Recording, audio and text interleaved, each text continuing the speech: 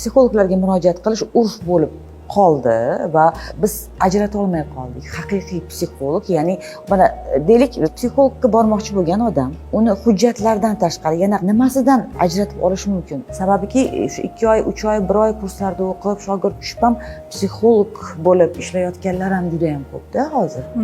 Birinchi navbatda albatta biz mutaxassisni oliy ma'lumoti bor yoki yo'qligini so'rashimiz kerak. Ikkinchi masala, psixologni faoliyati bilan qiziqish kerak, ya'ni qayerda ishlagan, ustozi kim va aynan yo'nalishi nima ekanligini so'rash kerak. Misol uchun savol berayotgan paytda albatta men o'zim haqimda ma'lumot beraman. Demak, psixologga murojaat qilayotgan paytda psixologdan o'zi haqidagi ma'lumotni olish kerak. Haqli, albatta, iste'molchi sifatida haqli. Yana bitta masala bor, psixologlar axloq kodeksi bor.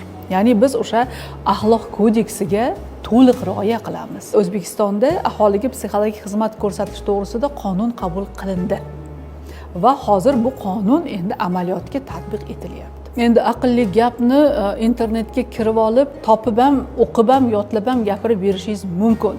Lekin shaxsning ruhiyati bilan, uni individualligi bilan, uni muammosi bilan bu mutaxassis ishlaydi.